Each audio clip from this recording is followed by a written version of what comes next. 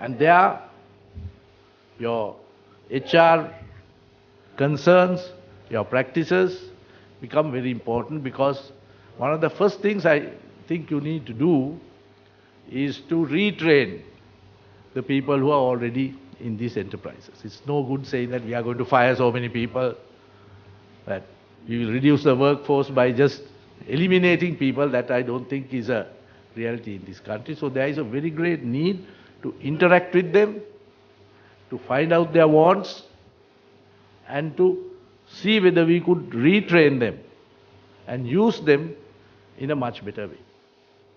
Some of those structures are utterly antiquated. For example, I've been interacting with the railway workers.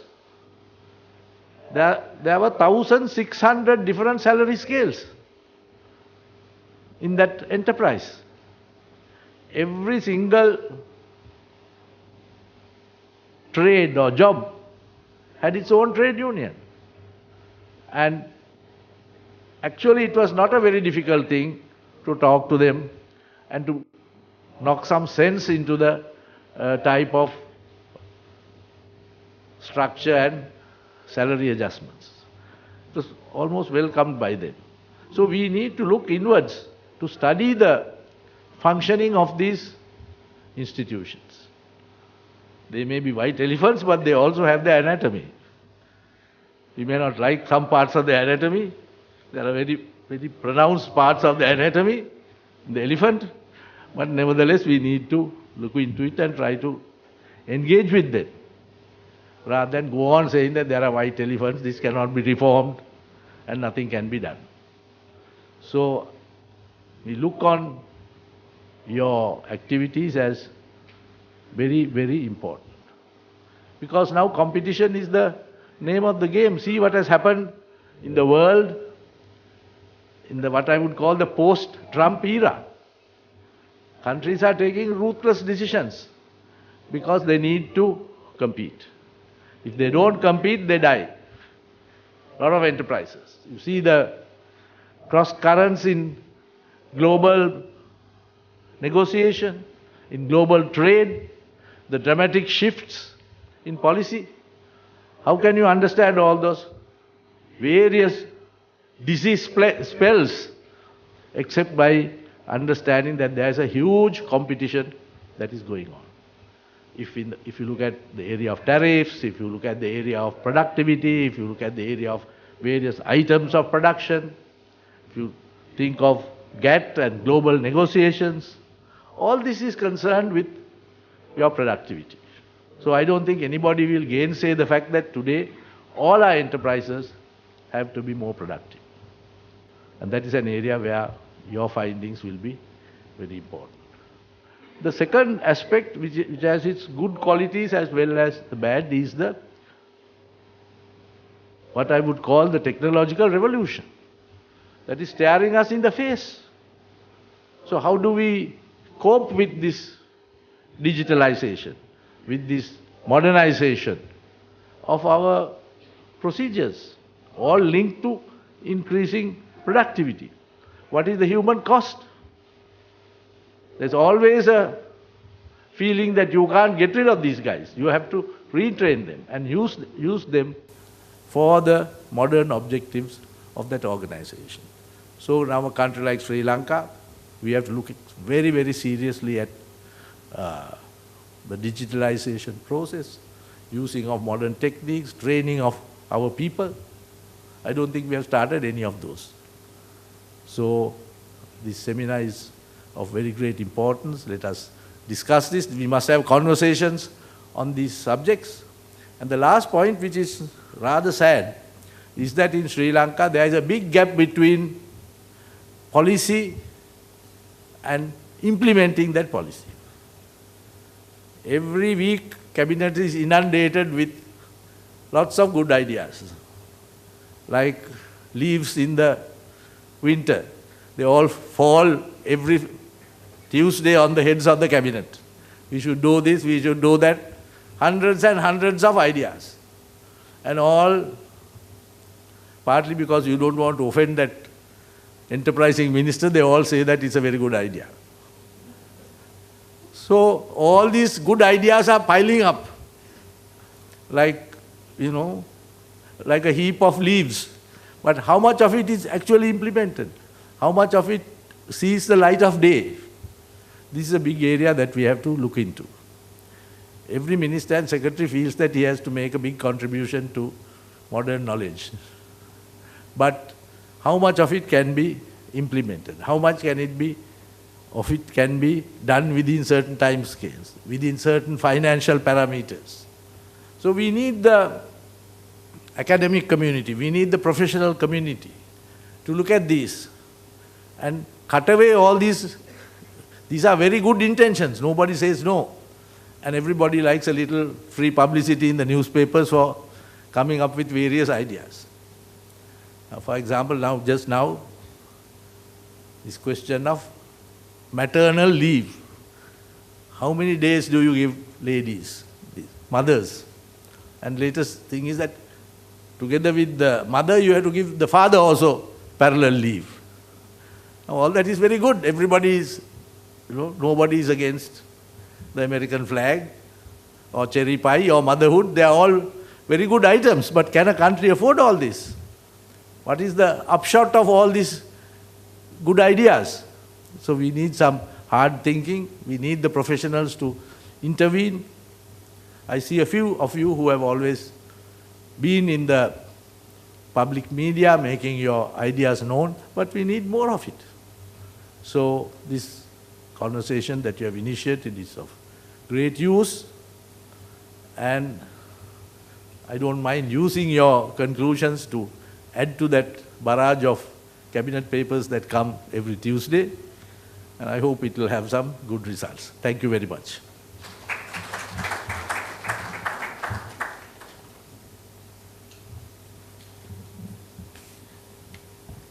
So thank you very much to our Honourable Minister. He emphasized the importance of honesty about what it takes to achieve those goals and initiate growth, as well as the real reasons perhaps behind hiring. And we gather that people in the workplace are actually inclined to work despite appearances. So how then can the public sector effectively engage them and put into place practices and policies that can help them realize their potential, which benefits them, the government, as well as the general public?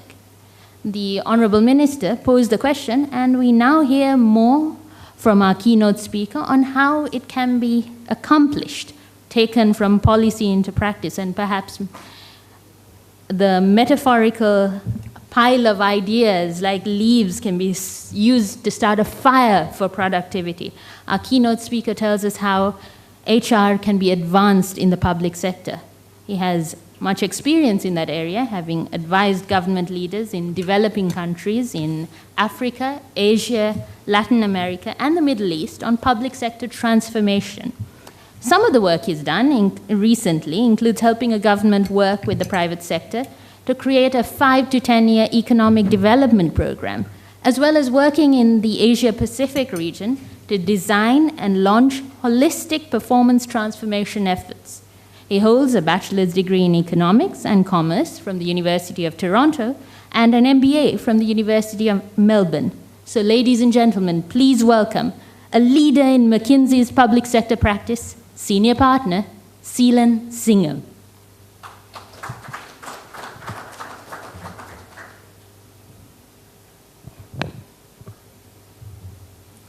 Thank you so much for that introduction. It was a wonderful introduction. It did just miss probably the most important part of the introduction, which is I'm Sri Lankan. That's the most important part of the introduction, and it's just fantastic to be here. So distinguished guests, both from the public sector and the private sector, ladies and gentlemen, the Institute of Chartered Accountants, thank you so much for hosting me here. It's just fantastic to be back in Colombo and to share a few ideas with you. When I think about the public sector, I think about my grandfather. My grandfather was in the public sector here in Sri Lanka. My grandfather is my role model. Okay, whatever good I have in me has come from my grandfather. Okay, not much, but whatever good I have has come from my grandfather. No one has had an impact on my life as much as my grandfather. He was a director of health services in Gaul. That was his last job, but like most people in the public sector, was posted all around Sri Lanka. He was in 13 different places, which is tough for the family, but he did that, right? And so, when I think it's very easy on a topic like this to start, talking about how the public sector has to improve. And there are obviously areas, but I have to start with, when I think about the public sector, both my grandfather, but also my work with the public sector globally, the HR starts with some real strengths, and they have to be leveraged, okay? And for me, these are some of them. It's a group of talent that is motivated by mission and service, okay? Not next quarter's profit and loss. It's a much grander ambition. They're motivated by that. They're motivated to make a difference. Administration is super tight. It's very detailed, and things are followed, right? It's exceptional. So this, I think, and policy making, which the minister talked about, I think the civil service across the world, I'm sure Sri Lanka is no exception, are just outstanding in policy making. So I think you start with strengths, and it's a question about now, going forward, what we see is the following, which is the HR needs to adapt, because this amazing civil service is being impacted by many forces. The minister talked about globalization or anti-globalization, whichever you talked about, rising citizen expectations. We know all our family is on this. So the civil service is under instant pressure to respond every hour, quickly, driver's licenses in a day, passports in 24 hours. People are expecting that. They're now used to this. That puts huge pressure on the HR within the civil service. And of course, other technology. Can we get that? Yeah. Also, it's not that the human resources in the civil service have a free hand. On the right-hand side, there are real pressures. There's usually do more with less, because the money isn't there. Do more with less. That's very tough on the human resources. Attracting the best talent into the civil service is tough. In my grandfather's era, the best wanted to. Now, if you think about our children, are they all dying to go to the civil service, or are they attracted by shiny startups and banks and what have you? So that's a challenge. So that's, I think, although the civil service starts with a bunch of strengths, and the HR needs to adapt to these challenges. I apologize for that, but we'll keep going. So the HR needs to adapt for that. So what I wanted to do, even though the minister said they've got too many ideas, I wanted to share with you 10 ideas, right? Some of them are best practice from governments around the world. Some of them I would call as next practice. It's not just copy and paste. It's something we're seeing, and not many governments are doing those. And particularly for folks in the private sector, I think you might take some from that bucket, from the next practice as much as the best practice.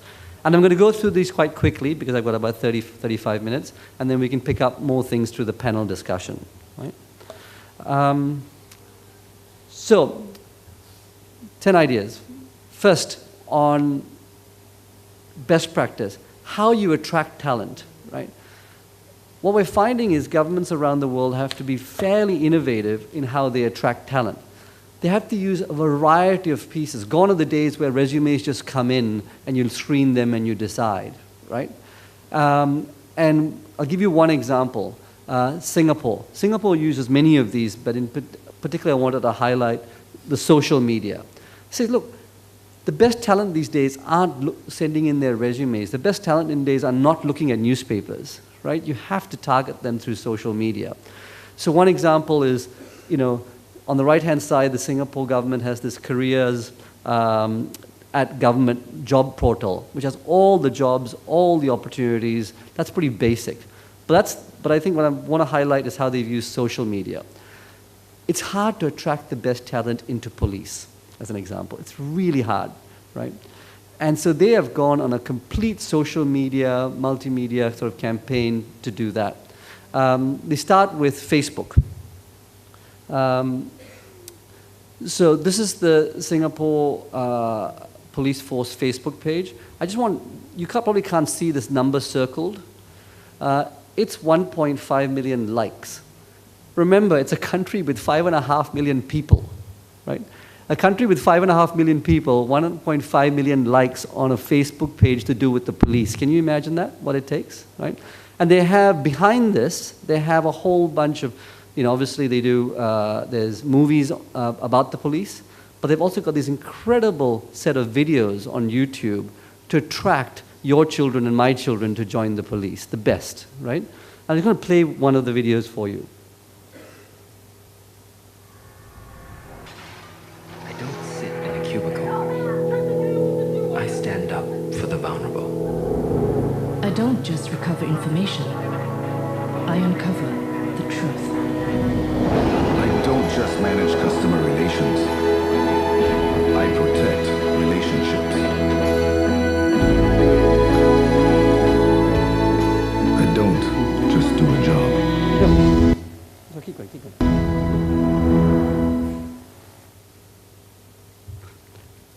So it just gives you a sense, right? Recruiting, to attract the best talent, you have to use a variety of techniques, social media, scholarships, secondments, etc., not the traditional approach. That's sort of best practice idea 1. Best practice idea 2, to go to the next page, is attracting 21st century functional skills, right? What many governments are finding is to be able to navigate a country through the challenges of today, the skills we've had are just being stretched. And so you need new functional skills, particularly on delivery, not policy making, not just policy making, right? So this is a UK example. John Mazzoni, who's the CEO of the civil service in the UK, when he came in, I think 2012-13, one of the first things he did was to say, look, what skills do we need in the civil service? What skills do we have in the civil service? And again, the UK civil service is blessed with talent, but what are the skills that we're missing? And his big takeaway was we're missing core functional skills. On the right-hand side is the set. The ones I wanted to highlight are commercial, how you deal on procurement. Down the bottom, major project delivery, huge infrastructure projects. It's a delivery skill, right? Where the private sector is running rings around us. How do we get to be able to match them on that, right? Property, that was quite important. There are a whole bunch of property. That's a very specialized skill, right? A big one, of course, that I just skipped over was digital, right? Back again to this, right? You know, with citizens on this and citizens wanting to deal with governments on this, the UK government was really behind on digital skills. And again, as the minister said, part of this is reskilling. So they set up a digital academy where 3,000 civil servants every year are skilled in digital. So that's part of it. But part of it was also attracting talent. So they have a goal, for example, of having 100 services that the citizen can get digitally without seeing a single person, all right? You'd be amused to know, that's 100 by 2020. You'd be used to know, for some reason, one of the first ones that they did was now in the UK, you can get a divorce digitally online without showing up, which is quite, it's an interesting choice of a service to offer digitally. But anyway, that's what they did. But they also used, it's not just digital, it's also analytics. Big problem in the UK is they have all these student loans, and quite frankly, many people take the loans, graduate, and then, as he calls it, escape to Australia, right? And they don't pay off their loans. So they were able to put analytics together to say, who's got the student loans, what are the visa applications, and being able to put that together and being able to collect that. But you need a different skills on digital analytics to do that. And again, I think the big shift here is to have skills in delivery, not just skills in policy making. I'll just read a quote which I really like from him. He said, this is the head of the civil service in the UK. He said, you can do policy making with intellect, but you can only do delivery with experience. You can do policy making with intellect, but you can only use delivery with experience. So he needed to inject that experience in, right? Now, most of us well, my age or older will remember this TV show, Yes Minister, right? And most of us, when we think of the UK civil service, we think of people that look like this, right? Very traditional UK civil service. But here's the catch. If you want to build digital skills and attract that HR pool in, your children, my children, don't want to work in this environment, right? They want, the millennials, right? They want flexibility, they want mentorship, they want fast advancement, they dislike bureaucracy, right? But one thing they do like about government is you work on really big problems that can change a country. So that's attractive, right? But the question was, how do you attract digital talent and analytics talent, as an example, into the civil service? So again, the UK government, the Singapore government have gone after this with real earnest, with a very different approach, right? I'll share with you what the UK government is doing. They set up, as we load the video, they set up a thing called Government Digital Services, which looks completely different to this. And they've been able to attract talent that would have gone to Facebook or gone to Google that have come to the government. You know why? Because the environment's right, but because they get to work on really cool problems, right? Really big problems that can change the country. And our young talent is motivated by that, not just setting up a new, Angry Birds app that makes no difference to anybody's life. How can I change the world by making an Angry Bird app, right? I need to do that by, and so it gives them an opportunity. So we'll play with you that video to give you a sense of the government digital services. Please. Everyone comes to GDS to try and make a difference because they know it's a place that is transforming government. We're recognised around the world as an organisation that is doing important work, that is doing groundbreaking work to make things easier and clearer for users, whether those users are citizens of the UK or whether those users are civil servants. It all depends on what project we're working on at any given time. You can make such a big difference to so many people's lives, and I think that's what makes me get out of bed every morning. When I go home and talk about my job, I can actually point at a thing and say, well, that service that we used yesterday or last week, in some small way what I'm doing helps make that more of an efficient process, which therefore makes it a better service. People are working incredibly hard to try and do good things for the country as a whole. And it is actually fun as well. It's the environment is somewhere where you actually look forward to going, which is amazing for a job. I love the culture so much. And I love the people that come to work here. Everybody wants to make things better. Everybody's committed and everybody is super smart. Here they're always willing to train you. They're always willing to sort of educate you on certain stuff that you might not know. And I've only been here a few months and already I've learned so much about how other things work. It's nice when everyone's just so friendly. It's an organisation where there's lots of learning and development opportunities, a lot of career opportunities. It's also an organisation that really... So you get a sense from Yes Minister to this, right? And if you're going to attract the best, functional skills, you're going to need, and young talent, we're going to need to use different approaches. By the way, the UK government isn't the only government doing that. The Singapore government, if you look at it online, have set up something called the Hive. It is so far away from the center of the Singaporean government. It looks and feels the same way. The salary scales are different, right? It's a very different environment. And by the way, they get to work on some really cool problems. For example, Singapore, as you know, massive issues around energy efficiency. And so these young kids get there and are able to work on those kinds of problems, as opposed to go and join a startup that doesn't make a difference in the world. Right? So some startups. So that's the second idea. Going back to next practice. Now this is, I'm not going to spend a lot of time on this. This is around having established career pathways, right? It's really important for HR in the civil service.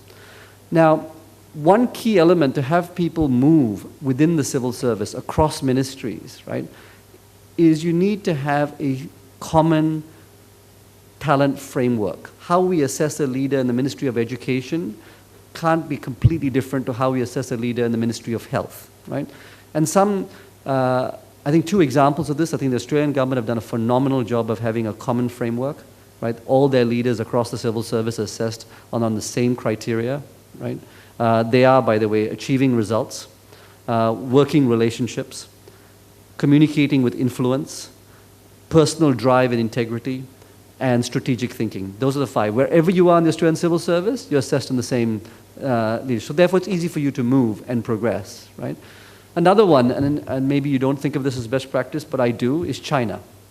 I think China is exceptional in having a standard framework for career pathways. So that's why you have somebody who starts off as an analyst in a state bank, then becomes a leader in a province, then becomes, a governor, and they just keep moving because they've got that standard framework, right? And so it encourages that mobility and development of the talent, which is exceptional. If I move forward, Singapore's approach is highly granular, right? So for every job, there's a clear pathway, right? What training you have to do to get to the next job, how much time it takes, what performance you have to do, and it's mapped out like this for every role. So it's very clear. If you are someone, as an associate in the military, you know exactly what the next few steps are, and you also know what it takes to go and what training you have to do. There's no ambiguity. It's all there, right? But most organizations will try and have these processes, but they don't have the conversations. What I really like about Singapore is the conversations they have. So every year, at least once a year, this conversation happens, where each person has a discussion on strengths and weaknesses, performance rating. That's common practice. Maybe not here, and maybe not many places, but that's common good practice. But what I like is, feedback from development projects. This is things they did outside their normal job, right? Outside their normal job. That's new. Aspirations and goals. Where's this person going, right? And then what do they need to do? What training courses they need to do? What's their next thing to be able to get there? And that's a conversation between every person in the civil service and their immediate supervisor, okay? Happens like clockwork across the civil service. So to make those career pathways work, that's a really important element. Next practice. If best practice is moving within the public sector, next practice is moving between the public sector and the private sector.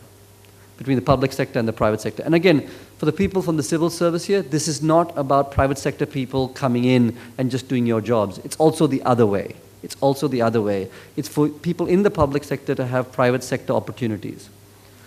So just here are some examples, right? Infuse private sector talent into the public sector. That's one way. So I talked about John Mazzoni, CEO of the UK Civil Service. What I didn't mention is he had 25 years in BP and in the private sector, Talisman, etc., before coming into the public sector. 25 years in the private sector, right? But let me give you a counter example. If I go down to the bottom, where public sector people have private sector opportunities. Xiao Hang. Xiao Hang is the CEO of Changi in Singapore. He was voted as CEO of the year last year. Most of us know Changi Airport is an extraordinarily well-run operation, okay? And business, right? And so he was nominated as a business leader, top CEO last year, okay? Xiao Hang. If you go back, what was he before that? He was a Singapore Armed Forces Scholar and President Scholar. He was the principal private secretary to the Prime Minister, right? So he started actually in the public sector, right? So that's the point. It's both ways, right? That's new departments for new skills. The Australian Digital Transformation Agency, they get in digital talent from the private sector or new graduates, and then they put them throughout government. That's your entry point in, right? If I go back to public sector out to the private sector, secondments and rotations.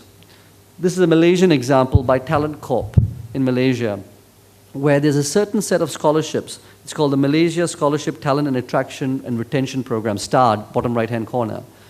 What they do is, if you get a scholarship to go to university, you're not bonded to just come and serve the government. Over 10 years, you're allowed to serve the government, SOEs, and private sector. So you can use that. And again, that unlocks talent, if you will. So this, I think, is next practice, which is the public and private sector and talent going both ways to unlock the potential. So that's idea. Performance management. Okay. Internal performance management is what we're all familiar with, and that's best practice. There's no one model, I'd like to say. If you go to it, there's different examples. If you look at the United States, the top leadership, the very top of the top leadership of the civil service, right? It's called SES, and there's a very serious review. The review is not done by your own boss, it's done by a panel, so it's objective. There's incentives, 5% up at a minimum of 5% upside bonus, right? So that's a US model.